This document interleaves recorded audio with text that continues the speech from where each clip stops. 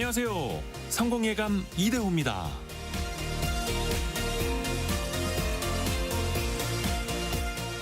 우리는 종종 더 큰 행복을 찾느라 지금의 행복을 놓칩니다.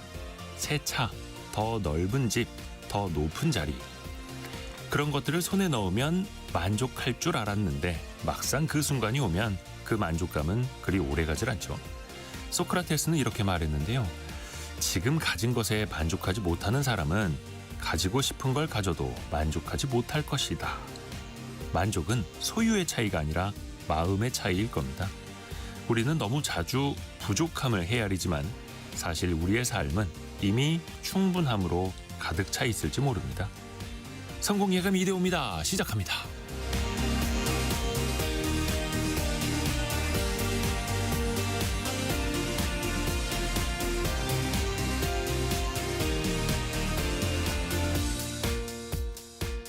안녕하세요. 이대호입니다. 자, 10월 21일 화요일 아침에도 함께해 주셔서 감사합니다. 오늘 아침도 쌀쌀하다고 이동현님을 비롯해서 벌써 또 날씨도 알려주고 계시고요. 임성택님이 울진 지역은 매우 흐리고 비가 내리네요. 이렇게 또 알려주셨습니다. 또 함께 출석해 주셔서 감사합니다. 오늘 아침에도 우리나라 증시가 1% 이상 상승 출발하면서 3,862까지 사상 최고치를 계속해서 갈아치우고 있습니다. 4,000선까지는 140포인트도 안 남았습니다. 잠시 후에 하나하나 또 같이 짚어보시죠.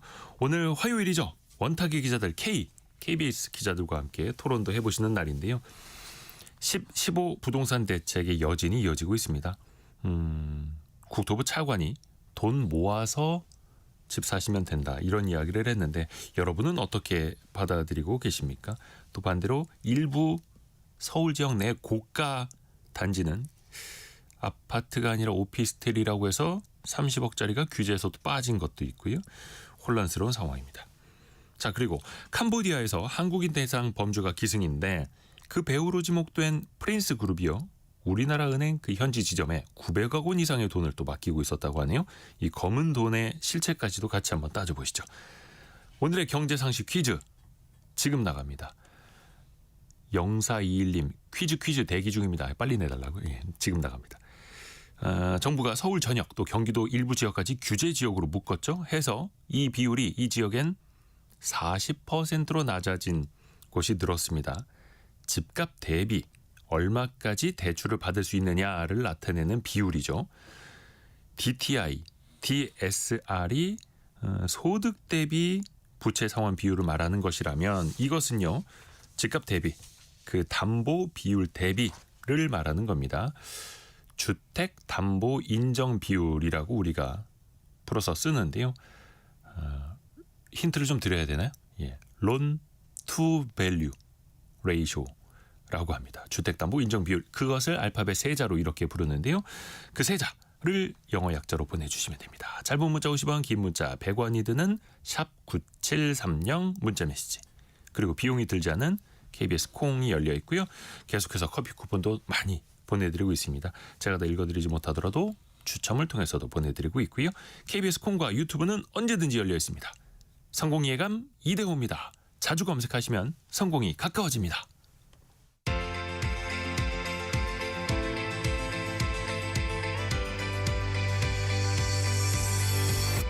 KBS 1라디오 성공예감 이대호입니다.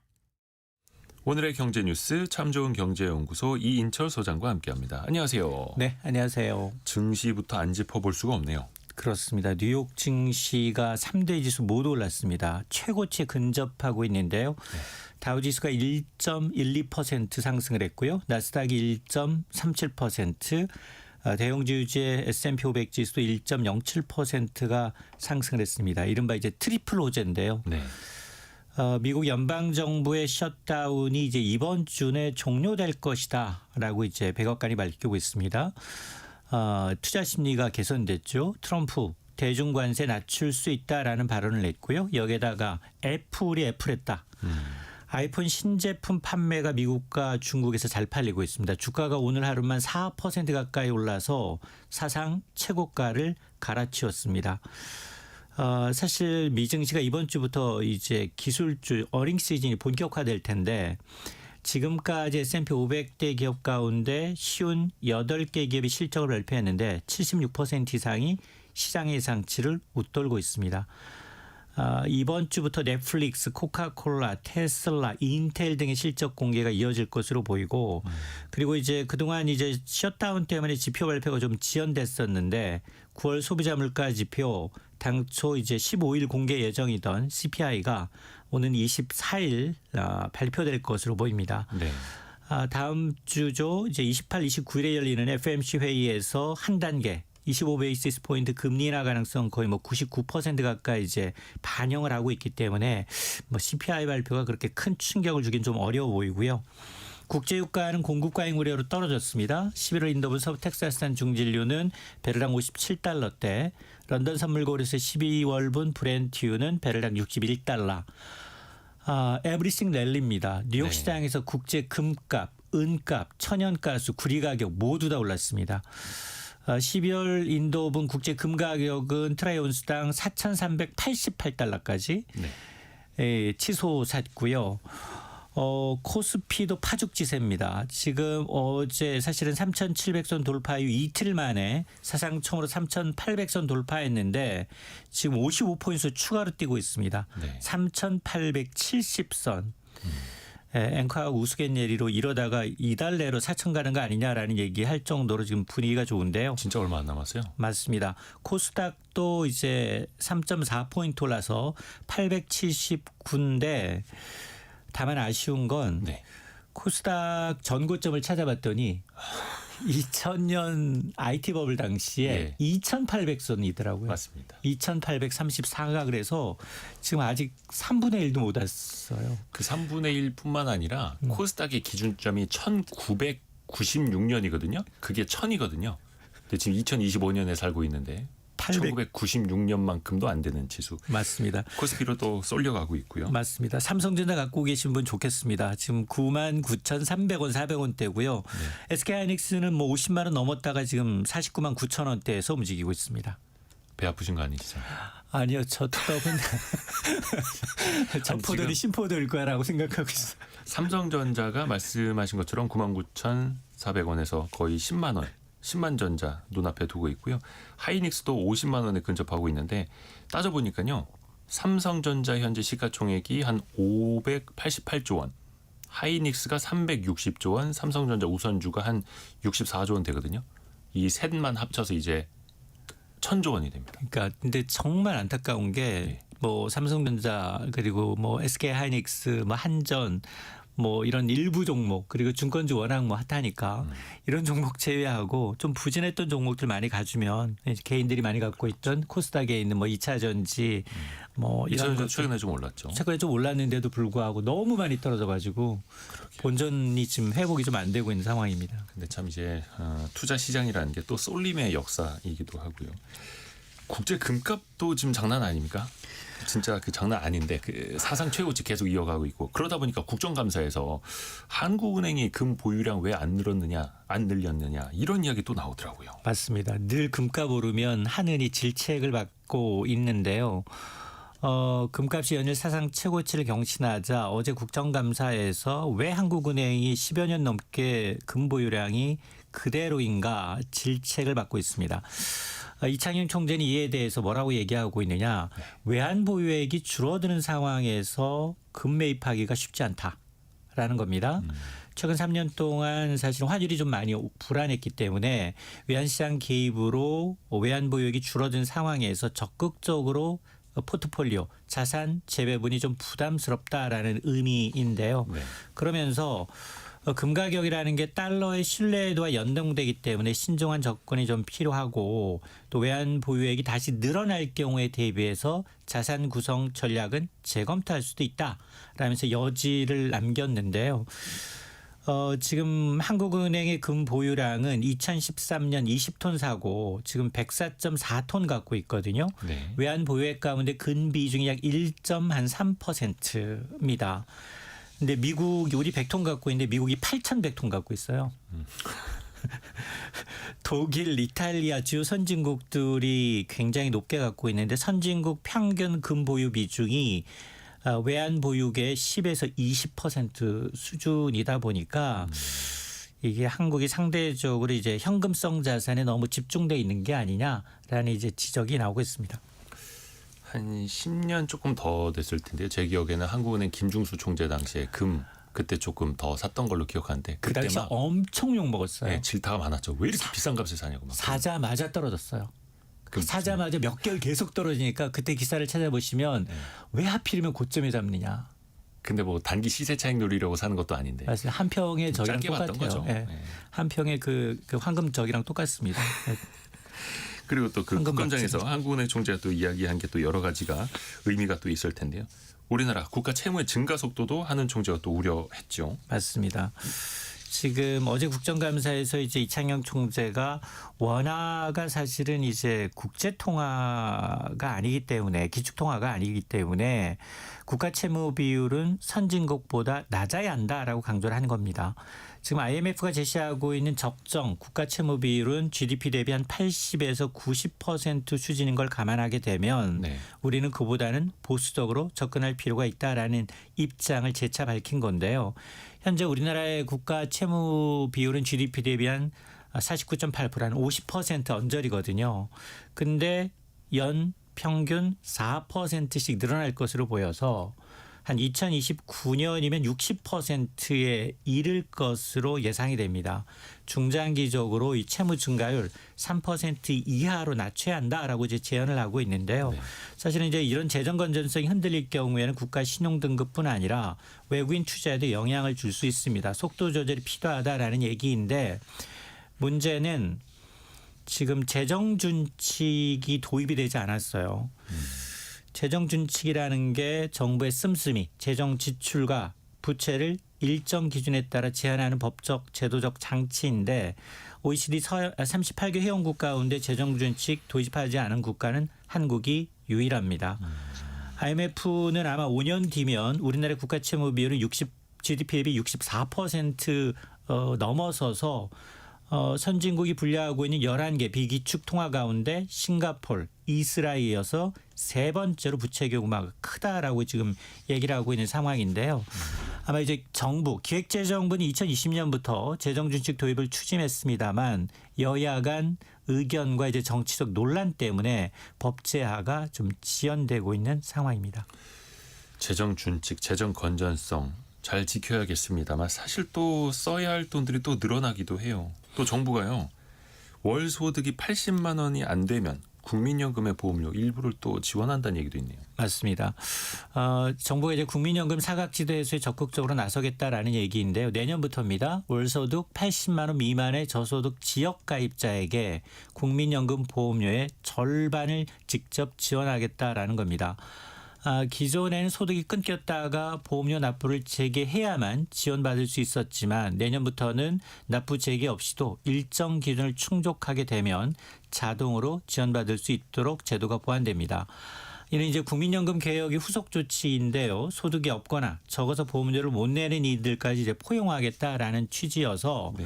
어떤 저소득층의 불안을 좀 줄이고 국민연금의 사각지대를 좀 줄이는 방향으로 제도 개선이 좀 이루어지는 셈인데 물론 뭐 더 촘촘하게 사회 안전망 구축을 위한 변화는 긍정적이지만 그러나 이게 지속 가능한 재원 확보와 더불어서 이 형평성 문제 왜냐하면 무늬만 직장 가입자인데 동일한 수준으로 이제 소득을 받는 분들이 있거든요. 예. 이런 분들에 대해서는 역차별 논란, 근로 의욕을 떨어뜨릴 수 있다라는 지적도 있습니다.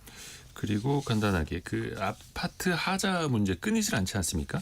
실명이 공개되네요. 문제 많은 건설사들. 맞습니다. 이거 실명 공개도 되나 모르겠네. 뉴스에 나온 거잖아요. 예, 뉴스에 뭐 다치면 나오는데 하도 이제 검열이 심해서 우리 PD님 또 바뀌자마자 또 양복 입고 또 불려갈 수 있어가지고 최근 6개월 동안 이제 공동주택에서 하자 판정이 많은 건설사들이 어제 이 공개가 됐는데요. HJ 중공업이었습니다. 최근에 5년간 누적 기준으로는 GS건설이 가장 많은 하자 판정이 나왔는데요. 국토부 산하 이제 하자 심사 분쟁 조정위원회가 공개한 자료입니다. 네. 올해 8월까지 총 3,118건의 하자 분쟁 처리가 됐고 이 가운데 실제 67.5%가 실제 하자였습니다. 이게 인정이 됐고요. 아하. 하자 유형별로 봤더니 기능 불량이 가장 많았고요. 마감재 들뜸 현상, 균열, 결로, 누수, 오염 및 변색 등이 이제 뒤따랐는데요. 어쨌든 이제 입주 초기 기본적인 설비나 자재에 문제가 생긴 사례가 대다수이기 때문에 건설사들의 품질 관리 미흡에 대한 비판이 커지고 있습니다. 참 좋은 경제연구소 이인철 소장이었습니다. 고맙습니다. 네, 고맙습니다.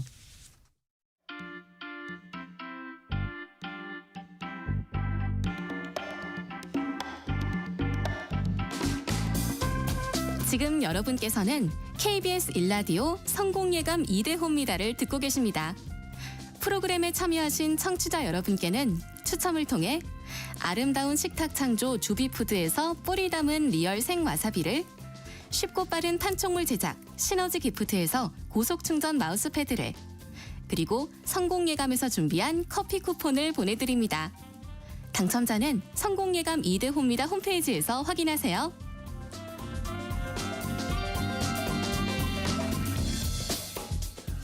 원탁의 기자들 K 만나보시죠. KBS 김준범, 석민수 그리고 오늘 처음 김진화 기자까지 함께합니다. 안녕하세요. 안녕하세요. 김진화 기자님은 어디 출입하고 계세요? 전 지금 기재부 출입하고 있습니다. 그 정책에 그런 관심 또 많이 가져야겠네요.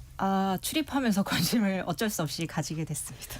그 15 지난 15일에 부동산 대책 딱 나왔을 때 어떤 생각이 가장 먼저 딱 드시던가요? 저는 네. 좀 제가 지금 무주택자인데 네. 집 사기가 당분간 더 어려워지겠다라는 생각이 들었어요. 뭔가 더 진입 장벽을 네. 정부가 세우는 것 아닌가. 네. 근데 사실은 그게 서울 수도권 집값, 뭐 풍선 효과까지 다 이제 막겠다라는 정부의 의도, 정부도 이제 설명을 했습니다만 우리 청취자분들은 또 어떻게 받아들이실지 모르겠습니다만 또 최근에 그 정책을 설계한 국토부 차관이 한 말이 또 뜨겁게 논쟁이 되더라고요. 좀 소개 좀 해주시겠어요? 성민수 기자.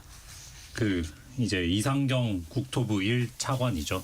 이분이 이제 뭐 저도 그 전에 모르던 분인데 늘공이라고 하잖아요. 늘 계속 공채 공무원은 아니고 교수를 하다가 이제 국토부 차관으로 이 정부에서 합류를 했고 지금 이제 국토부 장관이 이제 국회의원 출신이니까 거기에서 이 차관은 원래부터 여기 캠프에서도 활동을 했었어요. 앞서 이제 이번 선거 말고 이번 대선 말고 지난 대선 때 선대위 부동산 개혁위원장, 그 다음에 경기도 도시계획위원 뭐 이런 걸 역임한 사람이 네.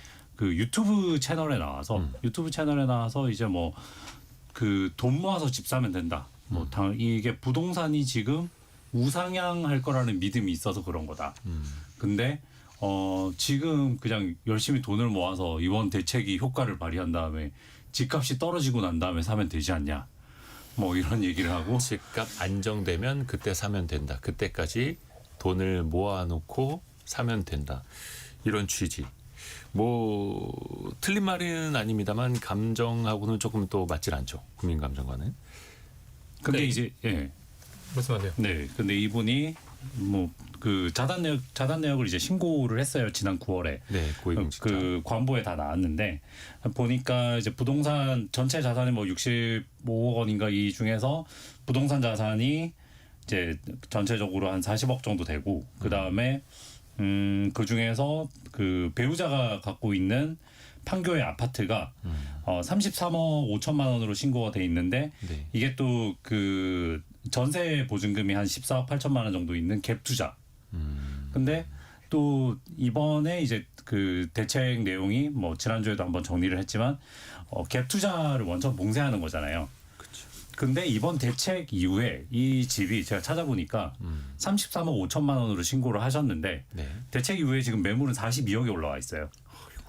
그러니까 오히려 대책을 내놓으면서 본인 자산은 좀 증식을 한 그런 꼴이 되니까 어떻게 보면은 규제 대책이 집값을 더 올리는 꼴이 되고 있는데 본인들은 이미 갭 투자를 했고 남들은 하지 말라. 그러니까 내로남불 이야기가 계속 나오는 건데 김준범 기자님 좀 어떻게 보세요? 이렇게 사실 그동안에 수차례 있었습니다. 이런 정부 당국자들 어떻게 보면 집값 안정시킬 수 있다라는 정책적인 자신감일 수도 있겠으나 그렇게만 됐다면 사람들이 분노하진 않겠죠. 그러니까 이게 감정적인 거랑 좀 이성적인 거랑 뭐 혼재돼 있어서 뭐 함부로 말하기는 어렵지만 일단 감정적으로는 방금 말씀하신 대로 내로남불 성격. 그러니까 집값이 안정되면 그때 사라. 그리고 그동안 소득이 늘 테니 돈을 모으면 된다라는 말 자체는 액면 그대로는 틀린 말은 하나도 없는 거죠.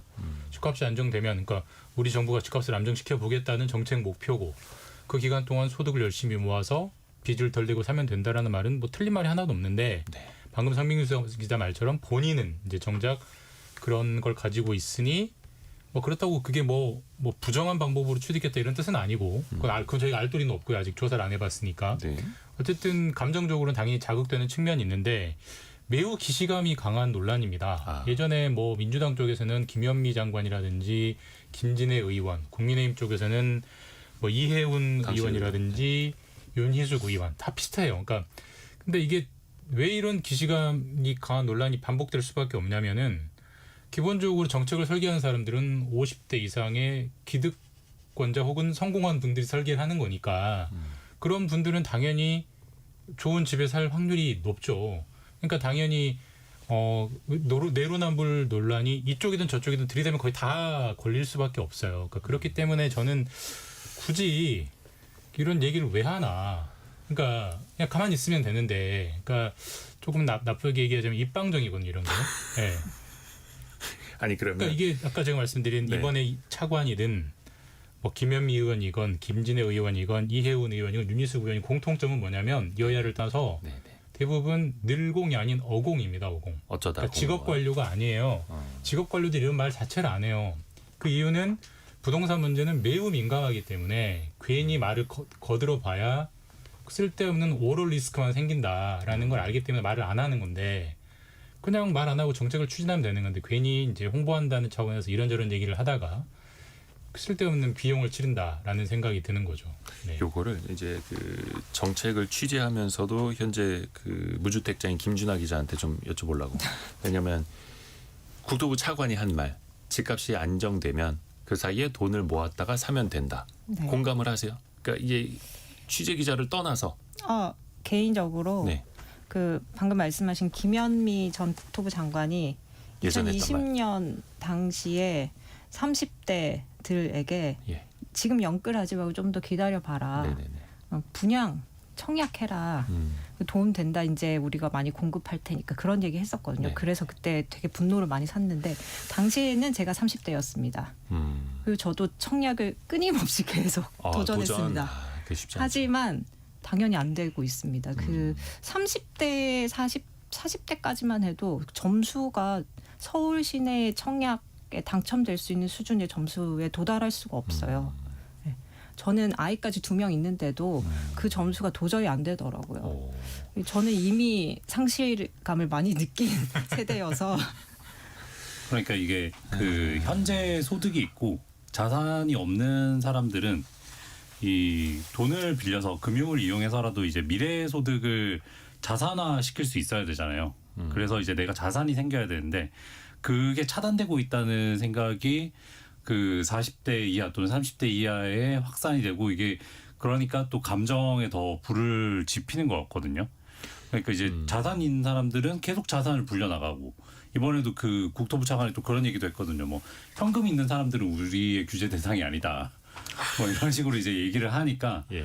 그러니까 이제 자산이 있는 사람들은 자산이 계속 불어나고 있는데 지금 소득이 있는 사람들은 아무리 열심히 일을 해도 오히려 전세의 월세화 과정을 거치면서 그 사람들의 자산을 증식하는 데 기여를 해야 되는 상황이거든요. 그러니까 저기 이미 엘리베이터 타고 올라가 있는 사람들이 정책을 만드는 거죠. 그러면서 이제 사다리 타고 올라가려는 사람들의 사다리 중간 이제 끊어 놓는 건데, 뭐 어제 국감에서도 이야기가 계속 나왔습니다만, 집값 상승을 막는 게 우선인가? 그러니까 집값 상승을 막으면서 내 집 마련의 기회까지 같이 막을 수밖에 없는가? 혹은 그래도 내 집 마련의 기회는 열어놔야 하지 않는가? 근데 지금 선택을 정부는 그 전자를 한 거란 말이죠. 어쩔 수 없었다고 보십니까 혹시? 참 어렵습니다. 그러니까 이거는 뭐 부동산 문제는 사실 객관적 입장이라는 게 있기가 참 어려운 문제죠. 저희끼리도 유주택자냐 무주택자냐, 1주택자냐 다주택자냐, 수도권 유주택자냐 지방 유주택자냐 다 입장이 다르기 때문에 뭐 제 생각이겠죠. 이건 뭐 객관적 입장이 아니라 제 생각은 결국은 단기적으로는 정부는 별도리가 없었겠다라는 생각은 듭니다. 뭐 어차피 모든 자산이라는 게 수요와 공급에 따라서 가격이 결정되는 거고 가격이 오른다는 거는 수요는 넘치는데 공급은 부족하는 거는 뭐 명징한 사실이고요. 근데 공급은 대단히 불행하게도 이거는 새우깡이 아니고 라면이 아니기 때문에 뚝딱하고 만들 수가 없단 말이에요. 결국은 아무리 지금부터 시작해도 3, 4년은 걸리는 게 공급이니까 그 기간 동안 손 놓고 있을 수는 없었을 것 같고 정부는. 그러니 일단 수요를 누르는 것밖에 답은 없었다는 생각은 들고 결국은 이 정책이 사후에 잘했다 못했다로 평가받으려면 결국은 일단 눌러놓고 방금 뭐 정부의 표현대로 수요는 눌러놓고 그 기간 동안 공급을 얼마나 할 수 있느냐에 따라서 일단 수요를 눌러놓고 공급을 성공적으로 하면은 그래도 잘했던 정책이다라고 나중에 평가를 받을 거고요. 수요만 눌러놓고 공급은 또 안 되면 뭐 지금까지 했던 거랑 뭐가 달라? 또 2판, 3판이 되는 거니까 뭐 그거를 그 공급량에 따라서 결국은 성패가 좌우되지 않겠느냐라고 저는 그렇게 생각합니다. 근데 네. 그 공급 대책이 나왔단 말이죠. 한 달 전에. 근데 이게 참 아이러니한 게 6.27 그 규제 대책 때 집값이 약간 잡히는 듯 하다가 9.7 공급 대책 이후에 오히려 서울 집값이 더 뛰어버렸어요. 135만 호 공급하겠다라고 했음에도. 근데 또 지금 정부에서는 연말까지 또 추가 공급 대책을 내놓겠다고 하는데 그러면은 9.7 대책 나온 지 한 3개월여 만에 없던 공급 대책이 얼마나 가시화될 수 있을 것인가 이것도 한번 또 생각을 해봐야죠. 제가 또 부동산을 좀 돌아다녀 봤는데요. 네.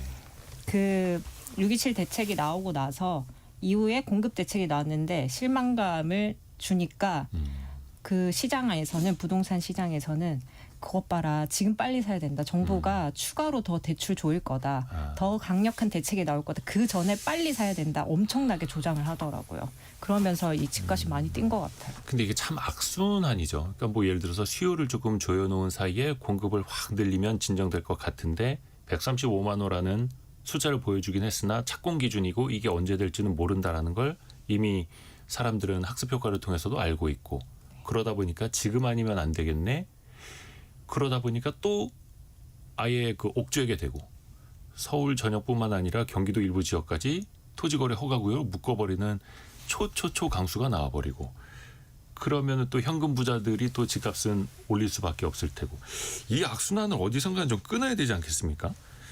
단기적으로는 이제 그 공급 대책을 내놓는다고 하면 공급 대책이 어떤 방향으로 가야 되냐, 어떻게 하면 그래도 좀 긍정적으로 작용할 수 있냐를 봤을 때는 이번에 9월 대책 이후에 집값이 오르는 걸 보면 다 강남은 물론이거니와 한강 벨트 위주거든요. 네. 사람들이 원하는 집을 그 공급 대책에 공급해주겠다는 게 아니라 오히려 뭐 수도권 이런 얘기를 했으니까 사람들은 오히려 한강 벨트에 집을 사고 싶어했고 그러니까 오히려 더 막차라고 생각했고 또 한편으로 지금 얘기가 나오는 게 건설사들 그 노동 관련 노무 비용이나 아니면 뭐 원자재 값 뭐 이런 것들이 전반적으로 너무 많이 상승했기 때문에 일단 건설 비용이 많이 들어서 재건축이나 재개발도 지금 서울의 어지간한 도심 개발지가 아니고는 그 재개발이나 재건축이 힘들다고 얘기를 하거든요.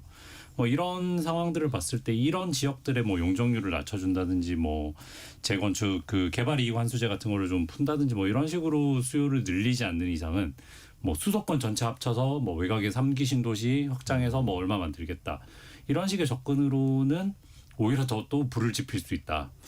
그러니까 공급은 수도권에 사람들의 수요는 서울에 몰리는 물론 이게 일부의 이야기일 수 있겠습니다만 신승호님이 그래서 한국의 서울을 한 3개 만들지 않는 이상 서울 집값 찾기는 힘들겠네요 이렇게 보내주셨고 박신홍님 서울 집중화가 문제입니다 이런 의견도 보내주셨고요. 9746님은 수도권에 사는 신혼입니다. 30%나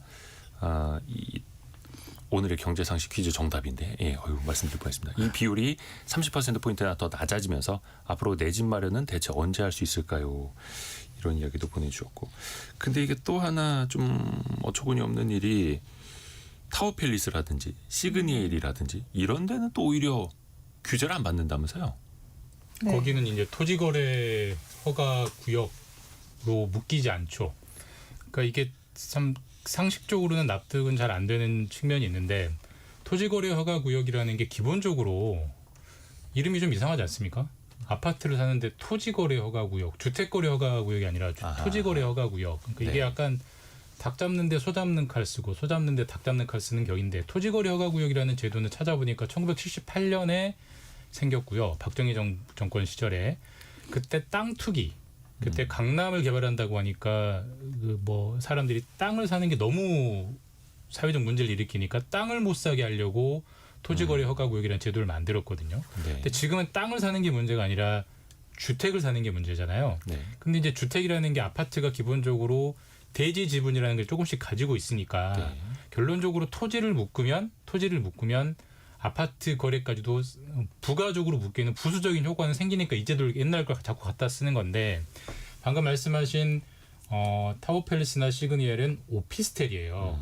오피스텔은 같은 면적이라고 했을 때 대지 지분이 아파트보다 훨씬 적습니다. 왜냐하면 매우 좁은 땅에 매우 높이 올리기 때문에 네. 그러니까 그 대지 면적 기준에 안 걸리는 거예요. 그러니까 빠져나가 버리는 건데 네. 누가 봐도 분명히 사람이 살고 있는 실질적인 주택인데 법률적으로 오피스텔로 분류되다 보니까 이 아파트 중심으로 효과를 갖는 토지거래 허가구역에서 빠져버리는 뭐 일종의 사각지대 매우 희한한 현상이 생기고 있는 거고 이거는 만약에 지금 토지거래 허가구역이 일단 모든 주택이란 주택은 거래를 하지 마라는 취지라면 이 부분은 빨리 메워야 되는 공백인 거 맞는 것 같습니다. 분명히 사람이 살고 있는데 거긴 거래하게 해주면 이상하죠. 그리고 또 이번에 많이 분노하시는 게 그 3, 40억짜리 이른바 오피스텔은 토지거래 허가구역에서 제외가 됐는데 경기 광명이나 아니면 서울 강북 지역이나 1억짜리 아파트는 또 규제가 된다라는 거. 그러면서 그분들은 우리 지역 집값은 오른 것도 없는데 왜 우리가 집도 마음대로 못 팔게 되느냐. 물론 이제 허가를 받으면 팔 수는 있습니다만 또 정부 입장에서는 그래도 과거에 답습했던 그 풍선 효과를 원천 차단하기 위해서다라고 하는데 어느 쪽에 좀 더 무게를 둬야 될까요? 성민수 기자는 좀 어떻게 생각하세요? 한숨부터. 저도 사실 무주택자라서 아, 제가 연초에 그 아내가 집을 사자고 하는 거를 그냥 이번 한 턴만 전세로 더 가자고 했다가 지금 집에서 쫓겨날 위기거든요. 근데 이게 지금 우리가 헛웃음이 나옵니다만 이게 엄연한 현실이고 우리 주변에서 정말 많이 볼 수 있는 이야기예요. 그러니까 저는 그 계속 제가 말씀드리지만 제 입장입니다. 제 생각이고. 그러니까 이번에 그 토지거래 허가구역을 서울 전역이랑 경기도 12개 시구 총 37개 기초지자체를 묶어버렸는데 뭐 이거는 이론의 여지가 없이 매우 파격적인 수요 억제책이잖아요. 그러니까 뭐 상황이 급박하니까 파격적인 대책을 쓸 수 있다고 저는 생각하는데 그러면 어쨌든 한 축은 수요고 또 다른 한 축은 공급이니까 공급도 그만큼 거기에 걸맞는 파격적인 대책을 왜 안 내놓을까라는 저는 개인적인 의문이 들어요. 지금 파격적인 공급 대책이라는 건 제가 지난주 어떤 약간 농반진반을 말씀드렸잖아요. 우면산을 밀어버리고 거기 아파트를 짓는 정도의 그 정도의 대책이 아니면 그러니까 토지거래 허가구역을 다 묶는 거는 매우 파격이고 매우 많은 부작용이 있지만 하는 거잖아요. 네. 당연히 우면산을 밀고 아파트를 지으면 엄청난 부작용이 있겠죠. 당연히. 근데 그런 거를 감수하고서라도 급한 정책적 목표를 위해서는 하는 그 정도의 목적가 꼭 그걸 하자는 게 아니라 그런 파격적인 대책이 왜 공급에서는 안 나올까? 그러니까 수요만 파격적이고 공급은 파격적이지 않으니 늘 같은 반응이 나오는 거예요. 냉소가. 그러니까 네. 뭐 우면산을 밀어버리고 아파트를 지을 정도 이건 이제 일종의 비유입니다만 비유입니다. 규제 대책은 파격적으로 나오는데 공급 대책은 파격적으로 나오질 않으니 그래서 이 부분에 대해서는 서울시장하고 또 현 정부랑 항상 또 이견이 나오더라고요. 김진아 기자는 좀 어떻게 보셨어요? 그 오세훈 시장이 국감 때 네. 얘기를 했죠. 자기도 이 토어제 직전에 통보받았다. 되게 불만을 토로를 했는데 오세훈 시장은 어쨌든 공급을 해야 된다. 근데 서울에 이렇게 공급이 지금 부족한 거는 전 시장 때문이다. 그때 많이 뭐 재개발 이런 것들을 안 해줘서 이렇다. 또 이 전임 탓을 하더라고요. 근데 이건 뭐 마찬가지로 국감 때 보면은 여당 쪽에 이제 민주당 쪽 그 뭐 도지사나 뭐 지자체장들은 이번 정책에 대해서 긍정적인 답변을 하고 약간 이 부동산 정책에 대해서 여야가 나뉘어서 그냥 뭐 이렇게 싸움만 하는 느낌이 들어서 정작 그 수요자 입장에서는 좀 말이 실질이 없다. 정쟁적인 부분도 있지만 예. 일단 뭐 오세훈 시장이 물론 그 토호제 관련해서는 또 원죄가 있긴 하죠. 연초에 그 토호제를 푸는 바람에 풀었다가. 또 다시 묶는 바람에 그러면서 랠리를 시작하게 만든 사람이긴 한데 이 서울 시민과 경기도민의 온도차도 좀 있다고 생각해요. 내년에 지방선거를 앞두고 서울 시민 같은 경우에는 지금 말 그대로 공급이 좀 늘어나고 네. 그래서 뭐 좀 더 서울 시내에서 살 수 있도록 길을 열어주면 좋아할 거고 경기도민 같은 경우에는 지금 격차가 좀 늘어나고 있잖아요. 서울과 수도권 그다음에 뭐 서울 내에서도 한강벨트와 비한강벨트 이런 식으로 격차가 좀 벌어지다 보니까 경기도민들도 한때 집값이 좀 올랐었는데 요즘에 묶여 있으니 집값이 좀 오르면 이번 그 대책을 계기로 오히려 풍선 효과가 나타나면 경기도민 입장에서는 좋을 수도 있죠. 경기도에 집을 가지고 계신 분들은. 그러니까 뭐 대책을 좀 옹호할 수도 있는 거 아닌가 이런 생각이 들더라고요. 저 개인적으로는. 저는 이 문제는 어제 그 이창용 총재가 그 한국은행 국정감사에서도 부동산 질의가 나왔었는데 네. 이 총재 발언에 저는 매우 공감하는 편인데 이 총재는 그러니까 특정 정부의 정책의 실패가 아니고 이거는 구조적인 병폐다라고 그렇게 봐야죠. 예. 진단을 했고 이런 겁니다. 그러니까 지금 오세훈 시장이 전임 시장을 탓을 하지만 지금 또 이재명 정부도 지금 공급이 안 되는 게 윤석열 정부 탓을 하거든요. 그러니까 공급이라는 건 기본적으로 집을 밀고 말뚝을 받고 올리는데 몇 년이 걸릴 수밖에 없어요. 그러면 이재명 정부 지금 1년 차 때 지금 딱 집을 짓기 시작하면 정말 빠르면 이재명 정부 말년차나 혹은 다음 대통령 임기 때 막 입주를 할 거란 말이에요. 네. 그 정책을 추진한 수혜는 다음 정권이 보는 거예요. 네. 지금 열심히 공급한. 그러니까 그 5년 단위로 계속 앞에 정부 걸 다 부정해버리고 가면은 아무것도 될 수가 없는 거죠. 윤석열 정부는 250만 호 공급을 약속을 했습니다. 됐나요? 문재인 정부는 200만 호 공급을 약속을 했어요. 됐나요? 그러니까 공급은 어차피 시간이 걸릴 수밖에 없다는 걸 냉정하게 인정을 하고 땅을 밀고 지으려면 시간이 걸리잖아요. 네.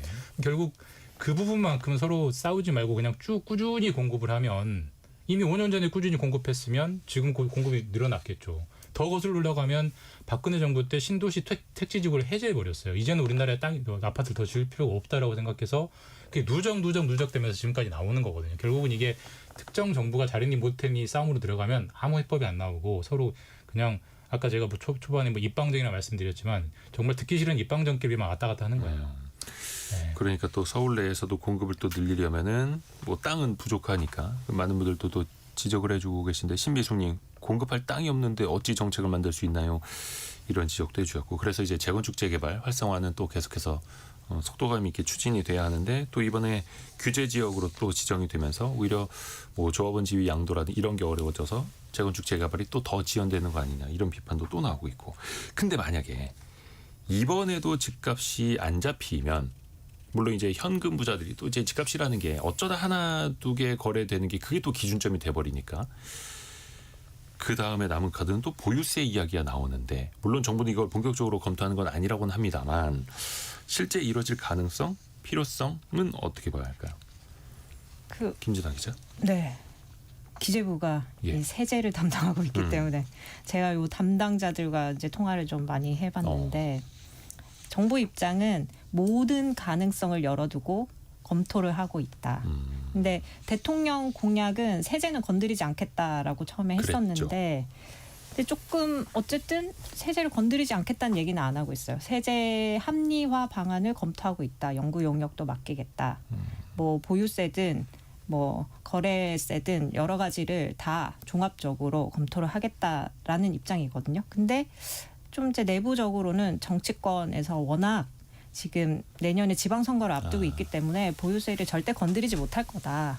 이런 반응이 있더라고요. 그 구윤철 경제부총리가 네. 워싱턴 DC에서 그 기자들한테 10% 얘기했다가 정말 그 대통령실에서 정말 정색하고 아니라고 하니까 여당과 이쪽에서는 정말 아니라고 하고 근데 뭐 그 본인 생각이라고 결국에 정리는 하기는 했는데 사실 1가구 1주택이 정책적인 목표였잖아요. 최근 몇 년 사이에. 네. 그러니까 그 보유세를 매기면 그 1가구 1주택 그냥 그 자신이 거주하는 집을 가지고 있는 사람들이 세금을 다 받게 되니까 사실 선거에서는 굉장히 불리한 팩터가 될 수 있죠. 그렇죠. 그러니까 이제 지금의 서울 집값 상승이 과연 2주택자, 3주택자, 다주택자 때문에 투기 수요 때문에 올라가는 거냐 아니면 그 1주택자들이 똘똘한 한 채 사는 게 지방에서부터 이제 서울로 올라와서 집값이 올랐던 거냐. 사실은 진단부터 내려보면은 답은 명확했던 건데 대책은 좀 다른 방향으로 계속 나오고 있습니다. 저희가 요거는 이제 또 어떤 부동산 대책이 또 언제 이어질지 또 시장 상황에 따라서도 계속해서 또 이야기를 나눠볼게요. 경제 상식 퀴즈 한 번 더 내드리고 두 번째 이슈로 넘어갑니다. 좀 이어지는 정답이기도 합니다. 알파벳 세자를 보내주시면 되는데 주택의 가격을 기준으로 대출 가능한 금액을 정하는 주택담보 인정 비율, 영어 약자로 세자로 이렇게 씁니다. 최근에 정부가 서울 또 수도권 일부를 규제지역으로 지정하면서 이 지역의 이 비율이 40%로 적용하는 곳 이제 늘게 됐죠. 대출 규모를 더 제한하겠다. 부동산 과열, 가계부채 증가를 막기 위한 장치인데요. 그 세 글자는 뭘까요? 주택담보 인정 비율. 7648님 덕분에 알아가네요. 감사합니다. DSR이군요. 라고. 예, 오답이고요. 비슷하긴 한데 힌트를 좀 비싸게 드려야 되겠네. 김영란님 LTE 빠르네요. 라고. 2561님 LTB라고 보내주셨네요. 이거 그 정도는 인정해 주시죠. 아닌데 그 영어 쓰는 미국 사람들한테는 B와 V의 발음이 못 알아듣는데요, 진짜로. 그리고 임성택님 퀴즈는 가벼워야 되는데 너무 어렵네요라고 하면서도 정답은 맞춰주셨습니다. 이게 또 저희가 경제상식 퀴즈를 또 내드린 이유는 상식을 또 키워드리기 위한 그것도 있다 보니까요. 7073님 요즘에는 TV보다는 라디오를 더 많이 듣는 것 같아요. 아기가 있어서요 하면서 정답 맞춰주셨고요. 주택담보 인정비율 DTI 아니고요. DSR 아니고요. L자로 시작하는 그 세 자를 보내주시면 됩니다. 짧은 문자 50원, 긴 문자 100원이 드는 샵 9730 또 KBS 콩이 열려 있습니다.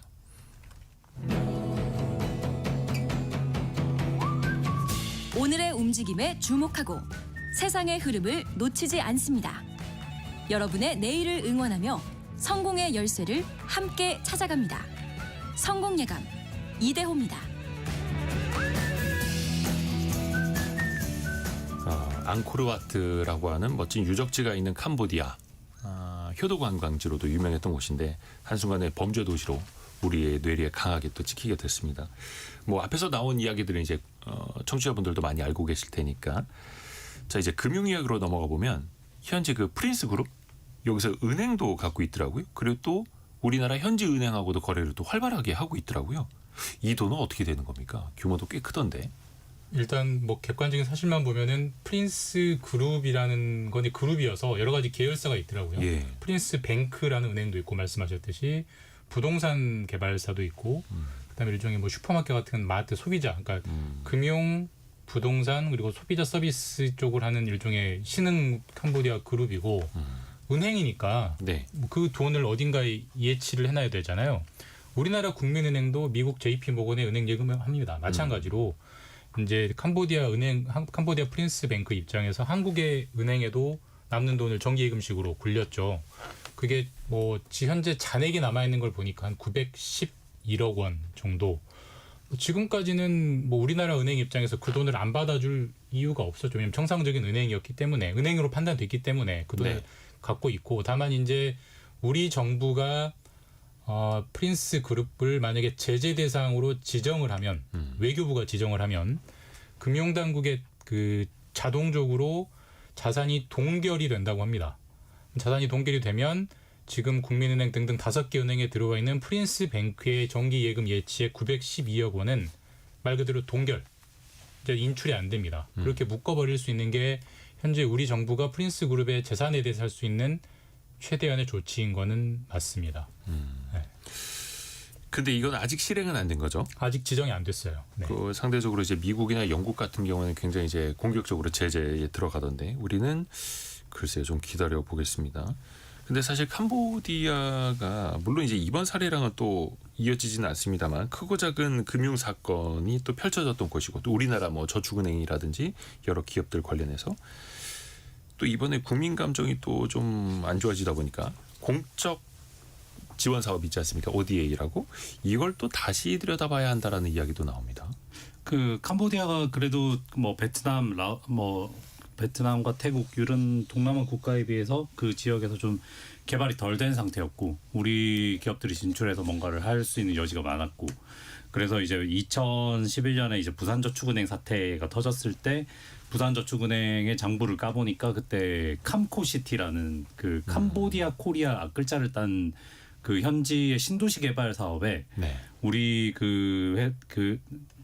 우리 기업이 일종의 시행사로 들어가 있었고 여기에 수천억 원을 대출을 해준 거예요. 이 대출 규모도 아직 정확하게 확인되지는 않았었는데 최대한 5천억 정도 된다고 했는데 그런데 이게 뭐 이 개발 사업도 썩 성공한 게 아니고 거의 실패했고 부산저축은행도 여기에 돈을 떼이면서 파산을 했는데 이 돈을 누군가 빼먹은 거 아닌가 이런 의구심을 샀죠. 결국에 뭐 이게 완전히 증명은 안 돼서 무슨 정치적인 스캔들이 날 때마다 항상 부산저축은행이 엮이는 게 그 이유 때문이기도 한데요.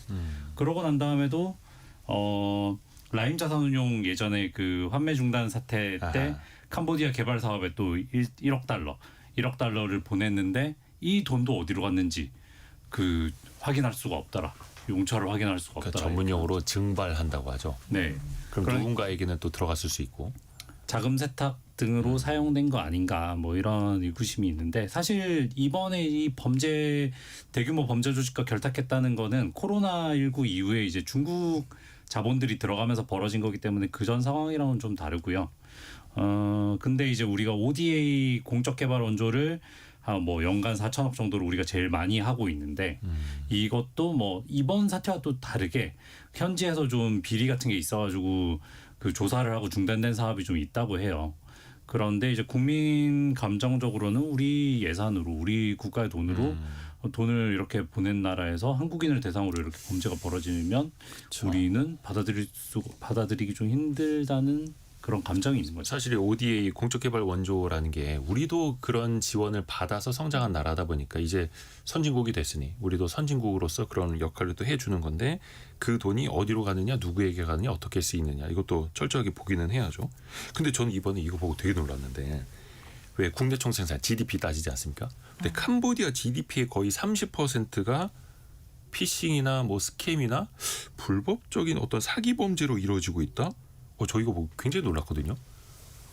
이게 사실일지는 모르겠습니다만 그러니까 이게 그런 뭐 보도들이 나오더라고요. 정확하게 어떤 캄보디아 GDP에서 이런 범죄 단지의 기여도가 계산되는 거는 아닌 것 같고요. 그러니까 제가 사실 그래도 지하 기사를 보면, 경제는 네. 정확히 GDP에 그 계산이 안 됩니다만 근데 뭐 30%인지 뭐 15%인지 예. 뭐 48%인지는 모르겠지만 어쨌든 범죄 단지에서 나오는 범죄 뭐 프린스 그룹 등등을 한 거기서 나오는 그 수익 창출이 캄보디아 경제에서 차지하는 비중이 상당히 큰 거는 맞는 것 같아요.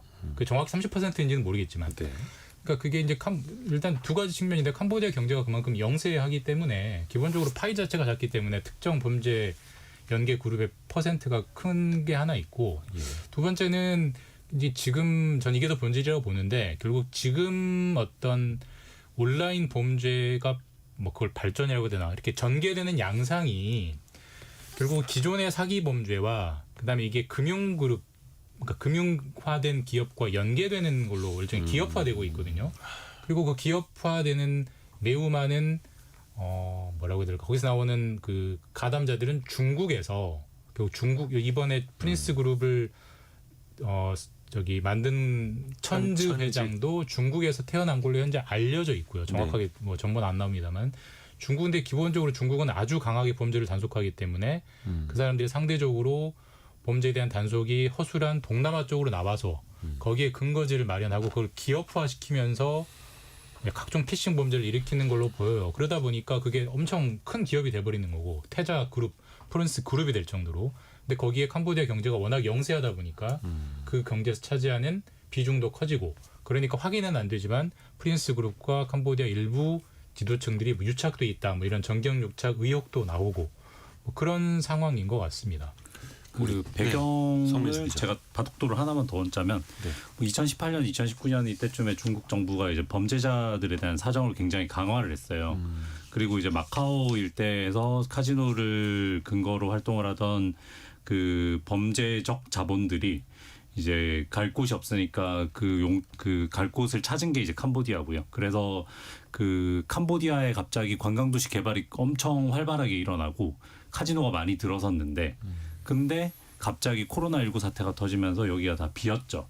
그래서 지금 문제가 된 범죄 단체들이 있는 근거지들이 보면 관광지로 개발이 됐다가 유령화된 곳이거든요. 그리고 이 범죄 조직이 이렇게까지 다국적으로 활발하게 활동할 수 있는 배경으로는 이 가상 자산이 있어요. 그 지금 태자그룹, 프린스그룹도 바이엑스라는 그 캄보디아를 근거로 하는데 영국에서도 거래가 가능했던 그 가상 자산 거래소와 연계돼 있다고 하거든요. 그러니까 훨씬 더 자금 세탁 같은 데 유리하고 그러니 과거와는 훨씬 다른 범위와 강도로 범죄가 일어날 수 있는 거죠. 기업형으로 그리고 또 코인을 기반으로 익명성을 가지고 근데 여기 또 우리나라 많은 청년들이 또 엮여 있었기 때문에 물론 이분들에 대해서는 피해자이자 가해자일 수도 있는 그런 뭐 피싱 범죄에 또 같이 가담을 했어요. 근데 이분들은 또 왜 이런 유혹을 뿌리치지 못했을까? 이것도 우리가 사회적으로 좀 생각해 볼 필요는 있어 보입니다. 근본적으로는 뭐 청년 실업, 청년 좋은 일자리가 부족하다라는 걸로 연결될 수밖에 없죠. 근본적으로는. 근데 그럼에도 다른 또 열심히 일을 하고 그렇죠. 예. 자기 개발을 하고 일자리 찾는 또 청년들이 더 많으니 이분들을 어떻게 또 합리화할 수 있을까? 일단 그 이후는 또 우리가 또 지켜보면서 다음 주제로 또 나중에 얘기를 또 해보겠습니다. 시간이 벌써 다 돼가지고요. KBS 김준범, 석민수, 김진화 기자 함께했습니다. 고맙습니다. 감사합니다. 감사합니다. 1부를 벌써 마칠 시간이고요. 2부에서는요. 이번 주 23일에 한국은행 금통위 열리죠. 금리 결정에 따라서 그리고 최근에 금리 흐름에 따라서 가장 영향을 많이 받는 금융시장 역시 채권입니다. 그런데 또 채권 투자가 어렵기는 합니다. 그런데 우리 퇴직연금의 한 30% 정도는 안전자산으로 투자를 해야 하기 때문에 채권을 배워야만 하는데요. 잠시 뉴스 들으시고요. 10시 5분부터 또 자세히 짚어드릴게요. 잠시만요.